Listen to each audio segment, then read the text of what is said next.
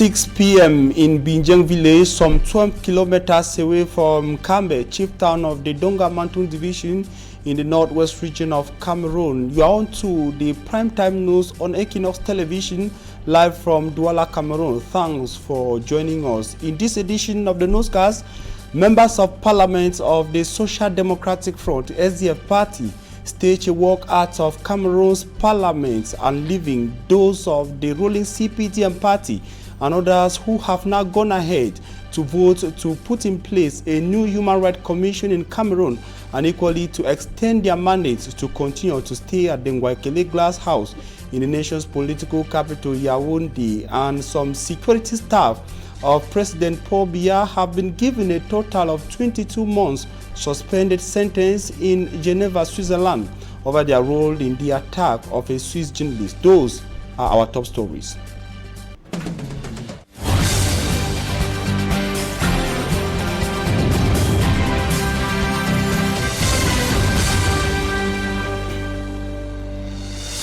The primetime newscast on Equinox television, you are leading a TV channel in Cameroon. Thanks for being with us once again. We begin with this story. The sentence on some security personnel of President Paul Biya. 6 of them in number that have been given a total of 22 months suspended sentence in Geneva, Switzerland, over their role in the alleged attack on a Swiss journalist.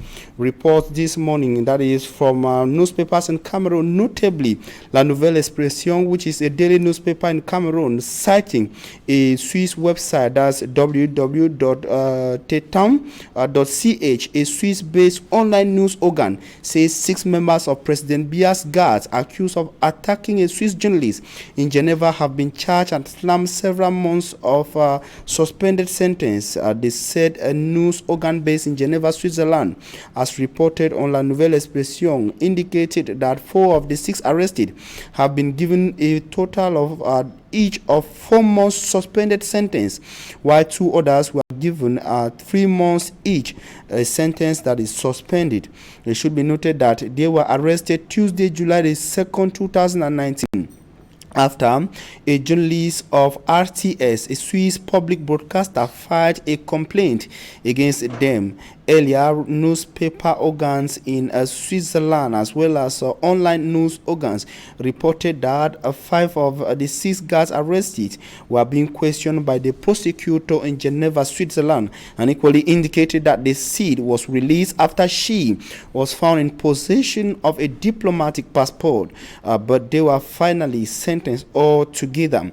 The government of Cameroon has not reacted vis-a-vis this information, but the Swiss journalist, whose name we got as Adrien Chris, said they attacked him, referring to the security staff of President Paul Biya, attacked him in front of the Intercontinental Hotel on Saturday, June the 29th, 2019, where he was filming the anti-Biya protest. His bag and working materials were seized and only handed back to him following the intervention of Swiss police.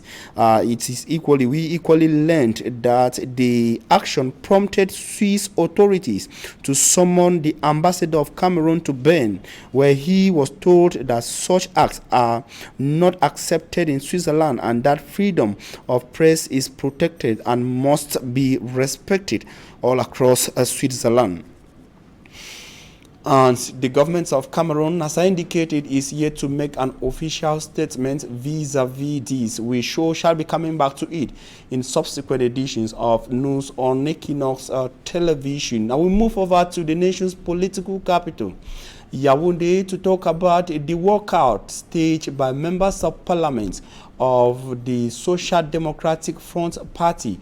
They moved out of the Ngwaikele Glass House protesting the bill that was tabled by the government of Cameroon to extend the mandate of members of parliament and equally creating a commission, a new human rights commission in Cameroon. It should equally be noted that accompanied those other members of parliament who accompanied the walkout move of the Social Democratic Front members of parliament were those of the Cameroon Democratic Union, the CDU party. More in the following report.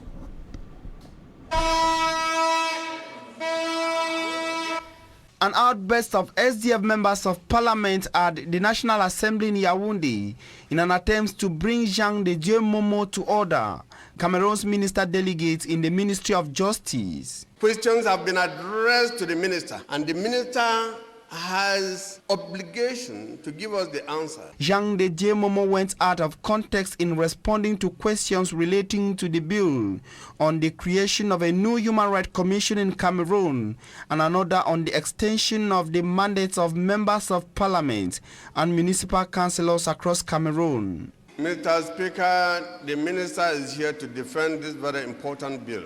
He is not here to pass judgment on the parliamentary activities. He is not here to talk about his former friends or colleagues of yesterday and where he is today. Despite all, Minister Jean de Dieu Momo was determined to make his voice heard on the Anglophone crisis, away from what members of parliament expected him to talk about. Je condamne et fustige les gens qui prennent les armes. The minister condemns youths who have taken up arms in the northwest and southwest regions, stating that he had defended the initial cause of the Anglophone crisis.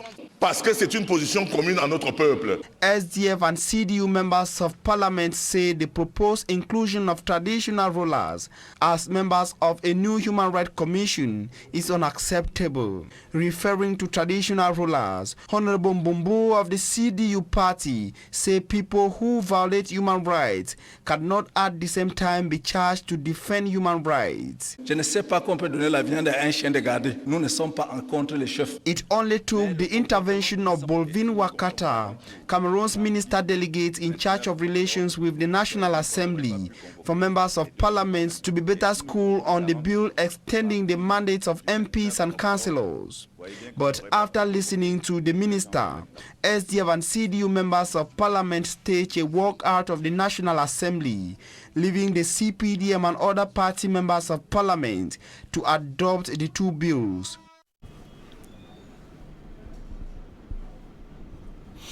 That was what happened at the National Assembly, that's the Ngwaikele Glass House in the nation's political capital, Yaoundé, and the government of Cameroon, in a bid to see a return to normalcy in the northwest and southwest regions of Cameroon, has so far resorted to support local initiatives putting in place vigilante groups in these regions of Cameroon, just like they did in the far north region of Cameroon and successfully had it against the fight against the Boko Haram terrorist group. Some political observers in Cameroon argue that this method cannot work in the northwest and southwest regions of Cameroon within the context of the insecurity or the fight with Ambazonian fighters.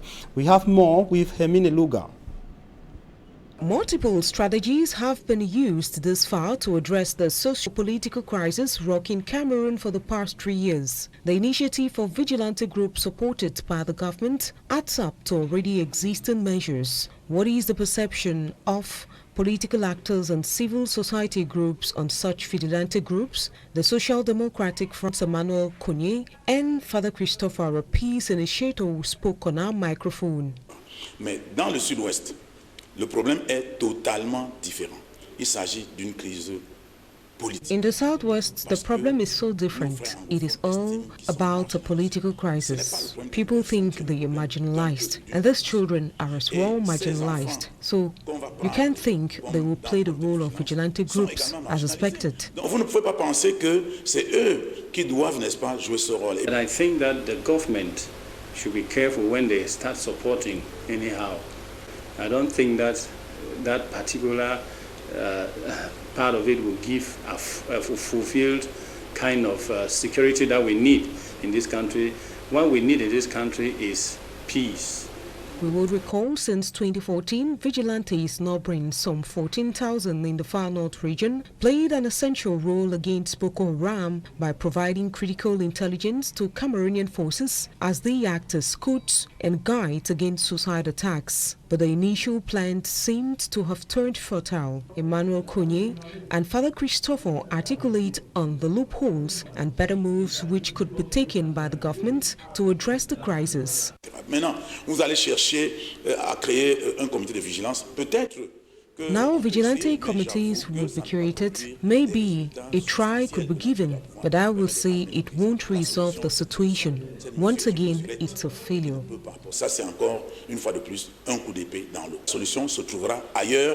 The situation would be in something else, dialogue, in discussions, and make people understand that the situation is not helping anyone. The children want but him to say everything. If he opens his mouth to say everything stop, everything will stop. It is we are supposed to secure ourselves by saying no to violence, by saying no to personal egoistic tendency. And for the President of the Republic to do what? To speak up that my children have died. I don't want bloodshed in my country again.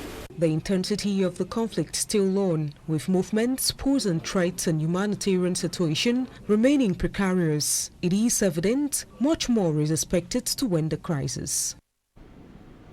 And gender advocates have been striving to strike a balance between men and women in the media, and equally ensuring a better representation of women in the media, especially on decision-making positions across Cameroon, as well as leadership positions all across the media organs in Cameroon.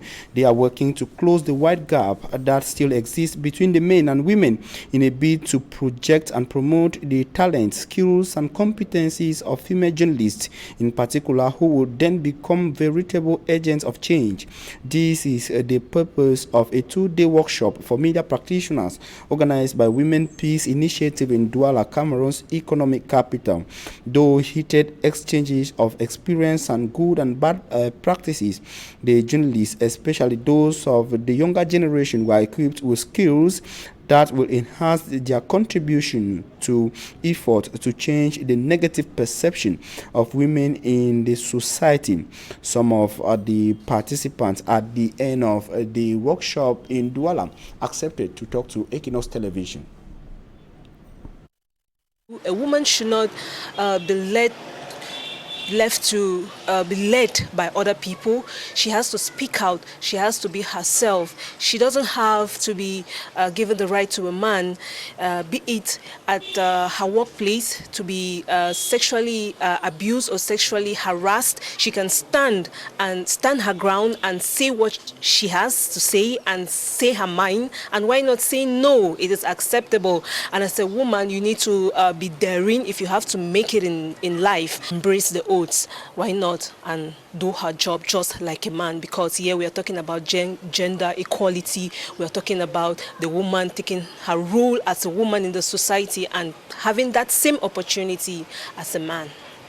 Let us have gender complementary. We should complement each other, so that at the point where we think that we have some lapses, the other can fit in, which means that it doesn't have to do with just the men staying up, but it has to do with the women coming on board too and assuming the role that they, as a person, can perform in the society.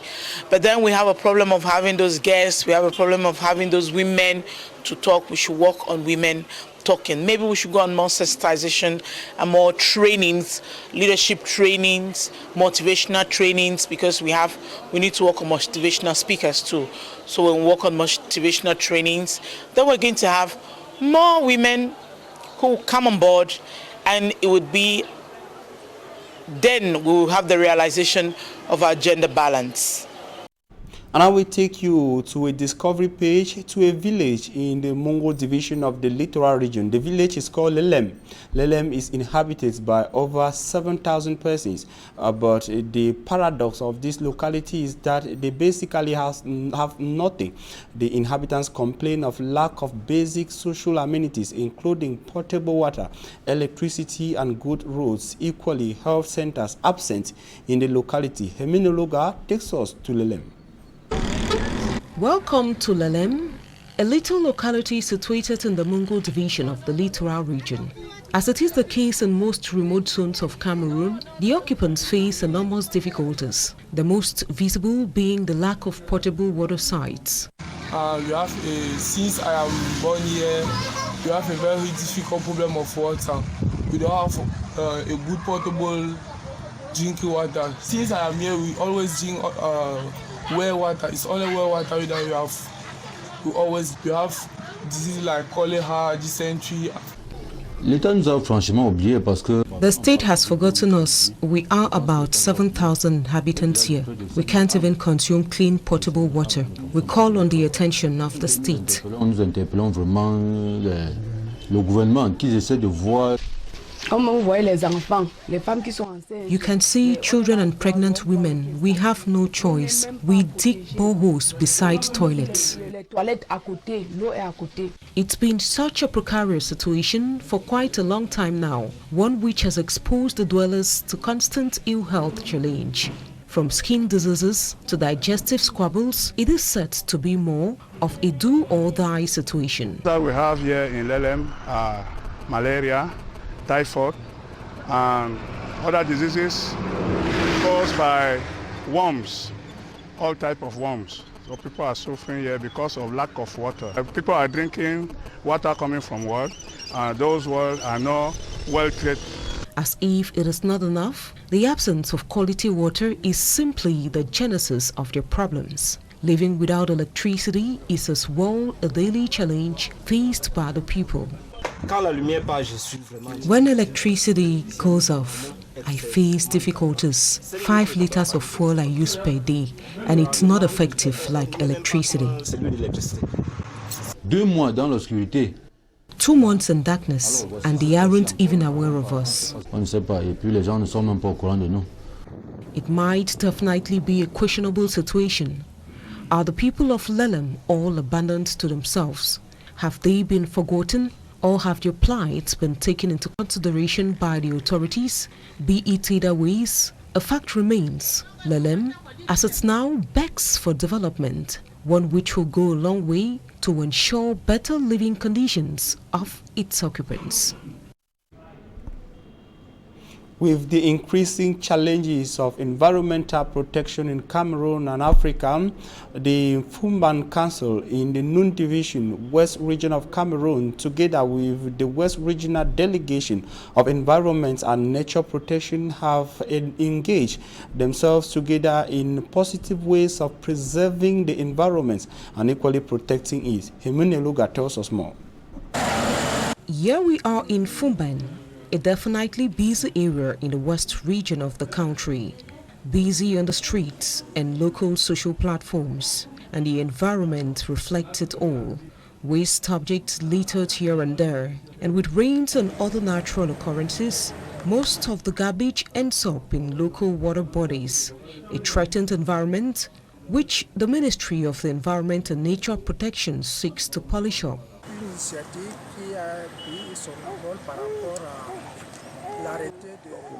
It is an initiative which has been taken, and it has been put in place by Minister Heli Pierre, who requests all regions to protect their environment, notably to avoid climate change.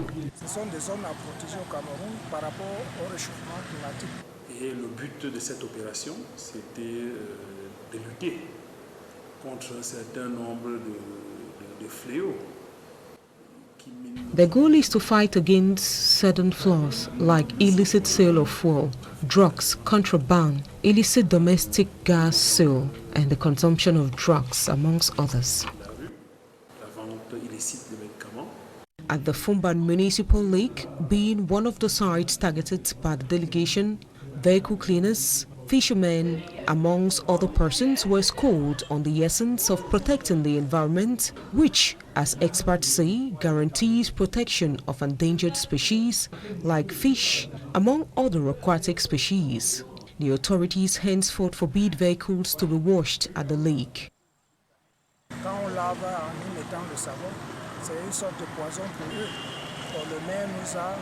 When they wash vehicles along the side with soap, it affects the water and its species.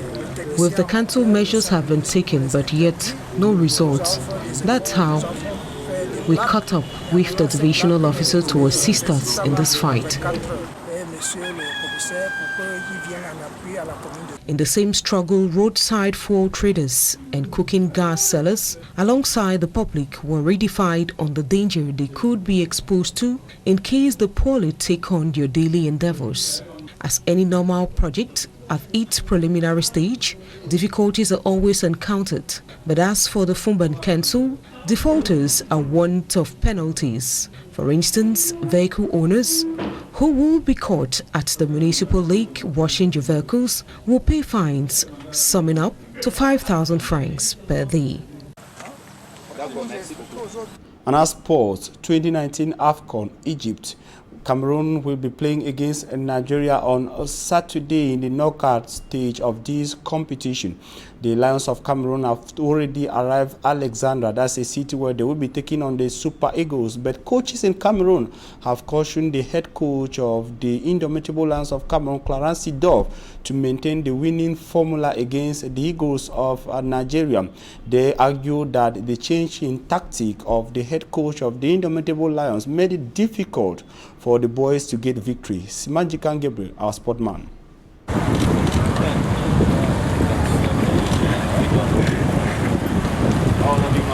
In 3 matches played at the group stage of the African Nations Cup in Egypt, defending champions Cameroon managed to pick up just a single victory, their 2-0 win over Guinea-Bissau, and separated goalless against the Black Stars of Ghana and the Squirrels of Benin, grabbing 5 points out of a possible 9. A group many thought Cameroon could get as many as 6 points. Football technicians back at home have blamed this on the coaching system of the manager Clarence Seedorf. He needs to make sure he has a first 11. You can see when we compare our team with the team of 2017, the coach had his starting 11 before he had luxurious substitution outside. 3 matches that we've played, we've seen so many different players, so many different faces.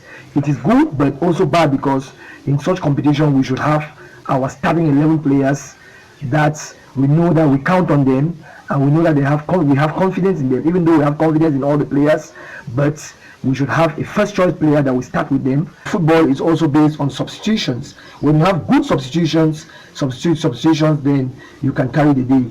Because when the others are tired, they can come and change the physiognomy of the match and make sure they put speed in the game to be able to score goals. Apart from the changes of the play style, the attackers, they say they are docile. The attacking line has not been doing their job. Whenever we get the ball, we don't use the ball, we don't manipulate the ball the way we are supposed to manipulate the ball. At times, even when we shoot, the passes are out of target, they are not in target. So it becomes difficult if we're a team to win the match. You cannot win a match without winning, without scoring goals. The defensive compartment has been good. The midfield has been doing their job, but it is the offensive compartment that has not been doing the job. And we now have to work on it if we want to go far away. After crossing the group stage of the tournament, with the knockout phase expected to start this Friday with Cameroon to clash against the Super Eagles of Nigeria that stopped them from participating at the last World Cup, the coaches have this advice for the players. Not passing through the wingers, because we don't have people who are very good on balls and long balls or heading the balls. So we should make sure that we pass through the axe and look for shooting situations where we can score easily. I think with that being equal, we are going to be able to transpose Nigeria, and we have all the potentials and everything, all these players to be able to win the game. We can have a compact defense, a compact midfield, and a blended attack that can put the goals whenever the opportunity comes. Cameroon versus Nigeria comes up on Saturday, when it's 5 p.m. in Kwakwa in the southwest region and 6 p.m. in Alexandria, Egypt. That's it for the first part of news. Up next, Talking Point.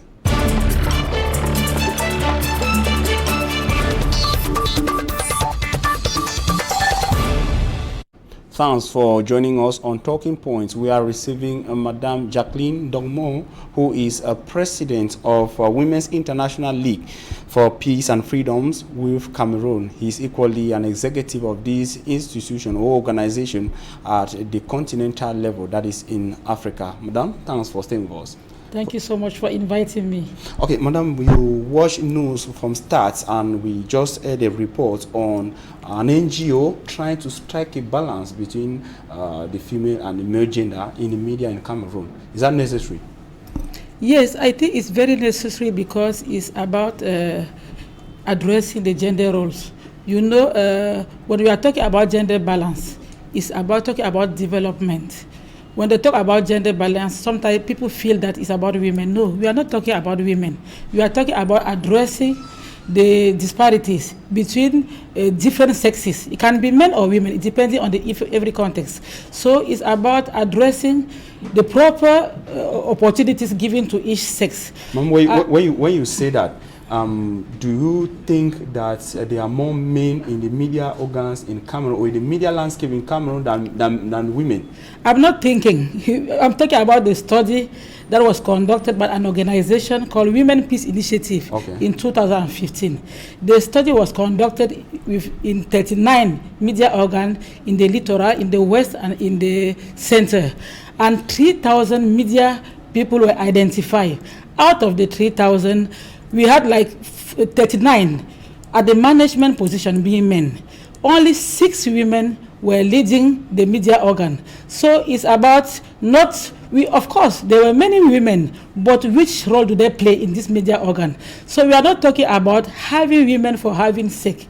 It's about giving the opportunities both to women and to men.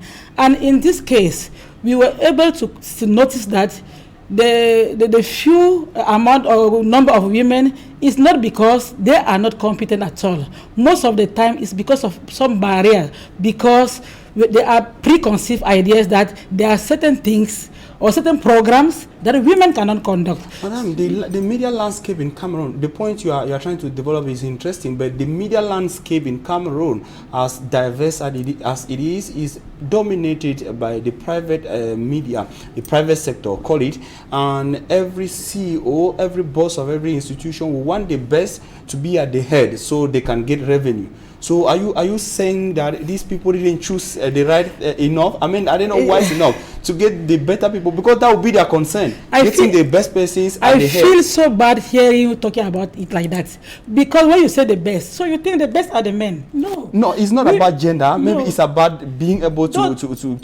give the best. So you feel that women cannot give the best? How come? On which base? I'm not a boss, but we are talking about what we see. So they choose who they think can deliver the goal. It's about what they think, but it's not the reality. Please, can they give the equal opportunities and enable women to play the role they have to play and see?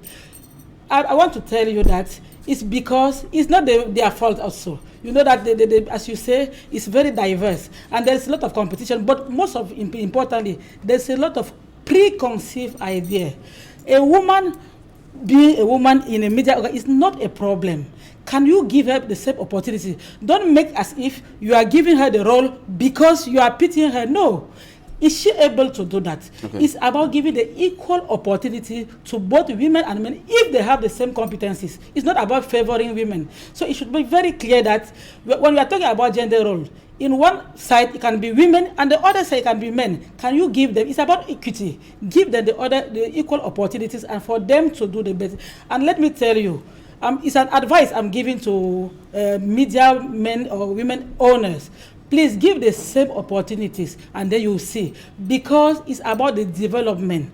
And history has proven that when women are really playing key roles, it's very good for sustainable development of any structure. So give them the role they have to play and then you will see. All right, ma'am, it's very interesting. We equally follow that report of the arrest of 6 security staff of the President of the Republic of Cameroon, sentenced to a total of 22 months suspended in Switzerland. Yeah. How do you feel when you hear that about Cameroon? I feel so annoyed, really, because with them, yes, I feel annoyed with my country. Yeah, because I'm a Cameroonian. That I feel bad of the image portrayed of my country out abroad. I feel very bad. So that's why, as civil society organization, we always call on something. It's not about ratifying or having all these laws. It's about putting them, implementing them. We are talking about just freedom of expression, freedom of press. This has happened in Cameroon so many times, but most of the time. What has happened in Cameroon? So many, No, the attack like, on journalists? No, very good. I mean, like strike or marches and so on, protests. And then when some journalists come on cover, most of the time, some are even arrested and put to jail. But I think there was the confusion of the soil. They thought they were in Cameroon because even if in Cameroon some rights are not respected, be sure that you make you pay attention when you are abroad, because they do respect the freedom. Even if you have to be arrested, there are procedures. So I'm just feeling very bad, but at the same time, I'd say that it's a very good lesson for us to know that it's not about having all the instruments, it's about implementing them. And freedom of expression, freedom of press is one of the rights for the journalists. Madam, one last thing before we go. The idea of putting in place vigilante groups in the northwest and southwest, will it work like it did in the far north against Boko Haram? I don't think so. It's putting the population at risk. At risk. No, the vigilante group members are from those communities. But the military are being killed. What about the vigilante group? Are they trained for that? Do they have weapons? Even if they have, can they use them? So it's very important to be very careful. The situation of the north and south is very different from that of the far north. How? And we should, because in this case, it's not only political, but we see the military trained one being targeted. What of the civilian who have no weapon, no training for that? So we should really want the civilian to support the government initiative and all the initiative for other institutions in the northwest and southwest. So what should the government do finally? No, just trying to really, for me, I feel like it's about how you address it. Please, it's about dialogue, really addressing the real problem and talking peacefully, non-violently to the population and asking for forgiveness and a kind of reconciliation. All right. Thank you very much, Madam Jacqueline Domo, for joining us on today's newscast. Thank you so much for inviting me too. Of course, that was our guest. You too, thanks for joining us. Stay with Equinox Television, the best of TV, the best of programs continue on your #1 TV channel. Bye-bye.